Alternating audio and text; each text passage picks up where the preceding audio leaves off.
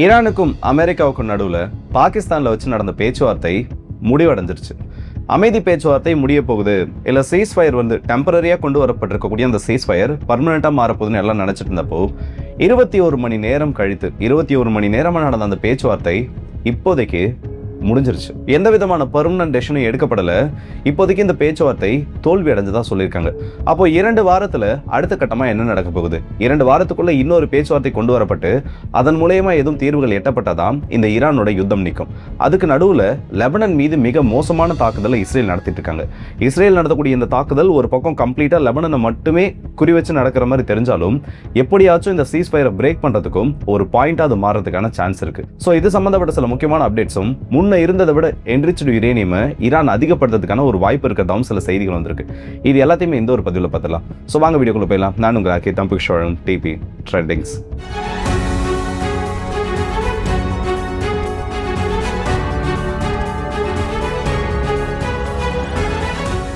இந்த பேச்சுவார்த்தை சம்பந்தப்பட்ட அந்த செய்திகள்ல இருந்து நம்மளோட வீடியோ தொடங்குறது சரியா இருக்கும்னு நினைக்கிறேன். ஜேடி வான்ஸ் இந்த பக்கம் ஈரானோட ஃபாரின் மினிஸ்டர் அபராச்சி அவர்கள் 2 பேர் தலைமையிலான குழுவும் 21 மணி நேரம் தொடர்ந்து பாகிஸ்தான்ல பேச்சுவார்த்தை நடத்திருக்காங்க. இப்படி பேச்சுவார்த்தை நடந்தப்போ பல்வேறு முறை ஜேடி வான்ஸ் அவர்கள் ட்ரம்ப் அவர்கள் கிட்ட காலில் பேசினதாகவும் செய்திகள் வந்தது. ஏறத்தாழ ஒரு 18 முறைக்கும் அதிகமா வைஸ் பிரசிடென்ட்டுக்கும் பிரசிடென்ட்டுக்கும் நடுவில், அமெரிக்காவோட விபி மற்றும் பிரசிடென்ட்டுக்கு நடுவில் அந்த டெலிஃபோனிக் கான்வர்சேஷன் இருந்தால் சொல்லியிருக்காங்க. ஆனால் இப்படி இந்த அளவுக்கு நடந்தும் இந்த பேச்சுவார்த்தை தோல்வியில் முடிஞ்சிருக்கு. முக்கியமான 3 கோரிக்கைகள், ஈரானோட கோரிக்கையை அமெரிக்கா ஏற்க மறுத்ததுனால இந்த பேச்சுவார்த்தை இப்போதைக்கு ஃபெயில் ஆனதாக சொல்லியிருக்காங்க. அப்புறம் என்னடா திரும்ப யுத்தம் தொடங்க போதான்னு கேட்டனா, எதுவுமே எந்த ஒரு சீஸ்ஃபயர் டாக்ஸுமே ஃபர்ஸ்ட் ரவுண்ட்லேயே இது வரைக்கும் முடிஞ்சதாக பெருசாக எந்த இடத்துலையும் செய்திகள் வந்தது கிடையாது. மோஸ்டா 2 அல்லது 3 கட்டங்களா பேச்சுவார்த்தை நடக்கிறப்ப தான் கடைசியில் ஓரளவுக்கு இந்த 2 தரப்பும் சில விஷயங்களை சமரசமா போக ட்ரை பண்றப்ப தான் இந்த பேச்சுவார்த்தை கம்ப்ளீட்டா முடியும். அப்படி ஈரான் என்ன இந்த இடத்துல ரெக்வஸ்ட் வச்சிட்டாங்க? அப்படி அமெரிக்கா ரிஜெக்ட் பண்ணப்பட்டதா சொல்லக்கூடிய அந்த 3 கோரிக்கைகள் என்னன்னா, என்ரிச்டு யுரேனியம், ஈரான் மீது போடப்பட்டிருக்கக்கூடிய பொருளாதார தடைகள், ஈரானை ஒட்டுமொத்த உலக அரங்கிலும் ஈரானுக்கு ஏற்பட்ட இழப்புகளுக்கு அமெரிக்கா மன்னிப்பு கேட்கறது மட்டும் இல்லாமல் அமெரிக்கா அந்த வாரில் ஏற்பட்ட டேமேஜஸ்க்கு ஈரானுக்கு பே பண்ணுறது. முதல்ல இந்த என்ரிச்டு யுரேனியம் பொறுத்த வரைக்கும் 0 என்ரிச்மெண்ட்ன்றது அமெரிக்காவோட சார்பாக ஒரு கோரிக்கையாக வைக்கப்பட்டிருக்கு, இல்லை அமெரிக்காவோட ரெக்வஸ்ட் அந்த இடத்துல இருந்துட்டு இருக்கு. அதுக்கு ஈரான் நோ சொல்லிட்டாங்க. என்கிட்ட 60% என்ரிச்டு யுரேனியம் இருக்கப்பவே நீ அந்த அளவுக்கு ஸ்ட்ரைக் பண்ணியிருக்க. இப்போ நான் அந்த 400 கிலோகிராமையும் உங்ககிட்ட கொடுத்துட்டு என்கிட்ட 0 என்ரிச்மெண்ட் இல்லை, இதுக்கப்புறம் நான் ஃபர்தராக என்ரிச்மெண்ட்டே பண்ண மாட்டேன்னு இருந்துச்சுன்னா திரும்பவும் நீ என்னை அடிக்க மாட்டேன்றதுக்கு என்ன ஒரு உத்தரவாதம்? ஏற்கனவே 3 முறை இந்த அமெரிக்காவுக்கு ஈரானுக்கு நடுவில் பேச்சுவார்த்தைகள் நடந்திருக்கு. போன அட்மினிஸ்ட்ரேஷன் இருந்தப்போ நடந்திருக்கு, ஒபாமா காலகட்டத்திலையும் நடந்திருக்கு. அப்போதான் அந்த நியூக்ளியர் டீல்லாம் ஈரானுக்கும் அமெரிக்காவுக்கும் நடுவில் கையெழுத்தாச்சு. ஆனால் அது எதையுமே அமெரிக்கா இது வரைக்கும் காப்பாற்றினது கிடையாது. அப்படி இருக்கப்போ அந்த நம்பகத்தன்மைன்றது அமெரிக்கா கிட்ட இல்லாததுனால 0 என்ரிச்மெண்ட்ன்றதை ஈரான் பெருசாக அக்செப்ட் பண்ணல. 2வது இருக்கக்கூடியது பொருளாதார தடைகளை நீக்கிறது. ஆக்சுவலாக இதுதான் ஈரானுக்கு முக்கியம். என்னை பொறுத்த வரைக்கும் அவங்க என்ரிச்மெண்ட்டை விட்டு கொடுத்தாலும் சரி, இல்லை என்ரிச்டு யுரேனியம் அமெரிக்கா கிட்ட கொடுத்தாலும் சரி, உலக அரங்கில் ஈரான் உள்ள வரணும். ஏன்னா இப்போதைக்கு அவங்களுக்கு குளோபல் மார்க்கெட்டுக்கான ஆக்சஸ்ன்றது சுத்தமாக கிடையாது.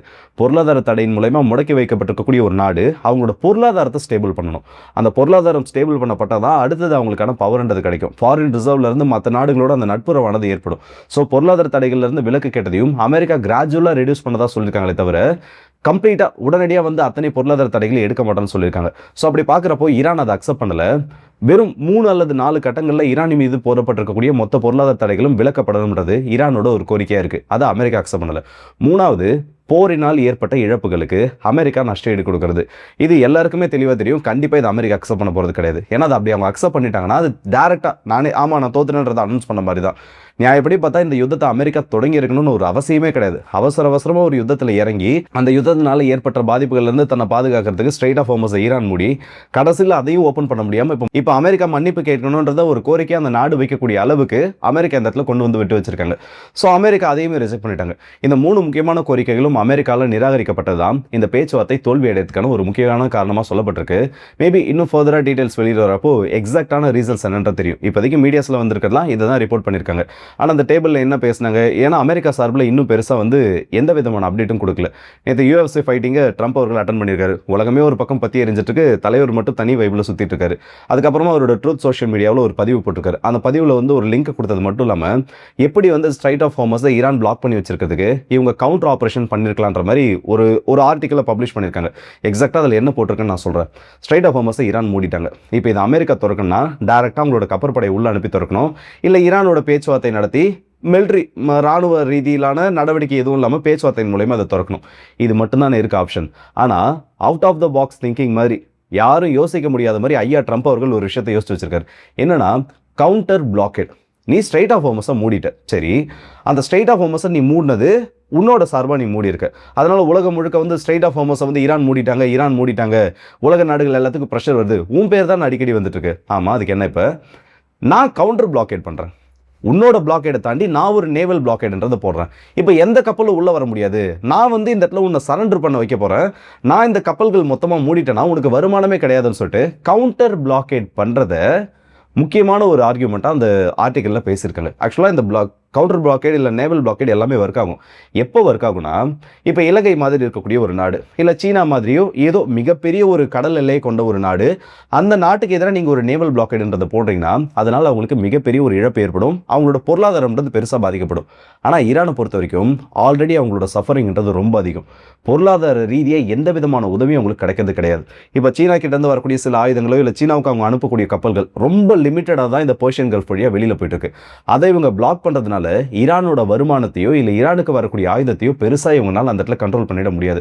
ஆனால் ஒரு விதத்தில் அது ஈரான் ஹர்ட் பண்ணும். எப்படின்னா, சீனா கிட்டேருந்து வரக்கூடிய அந்த எமர்ஜென்சி சப்ளைஸ் ஆனது அவங்களுக்கு கட் ஆகும். மற்றபடி ரஷ்யா கிட்டேருந்து வரக்கூடிய உதவிகள்லாம் எக்காரணத்தை கொண்டும் இந்த இடத்துல நிற்காது. ஏன்னா ரஷ்யாவுக்கு ஈரானுக்கு நடுவில் காஸ்பியன் கடல் இருக்குது. அந்த கடல் வழியாக ரஷ்யா கொடுக்க வேண்டிய உதவிகளை ஈரானுக்கு கொடுத்துருப்பாங்க.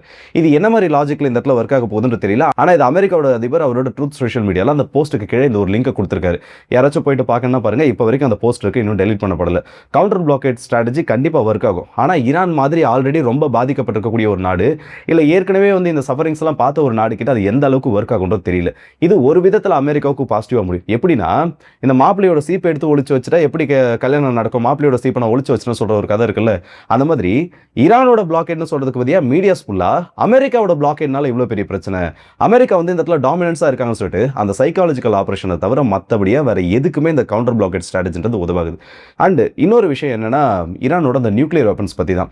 அதுக்கு முன்னாடி லெபனன் பற்றி சொல்லி முடிச்சிருக்கேன், ஏன்னா அது கடைசியாக பேசினா கரெக்டாக இருக்கும். லெபனனில் இன்னைக்கு காலையிலேருந்து இப்போ வரைக்கும் நான் இந்த வீடியோ எடுத்துகிட்டு இருக்கப்போ மணி கரெக்டாக 4:30. இந்த 4:30 மணி வரைக்கும், இன்னைக்கு காலையில் 6 மணிலேருந்து 4:30 மணி வரைக்கும் 21 நபர்கள் இறந்திருக்காங்க சதன் லெபனனில் மட்டுமே.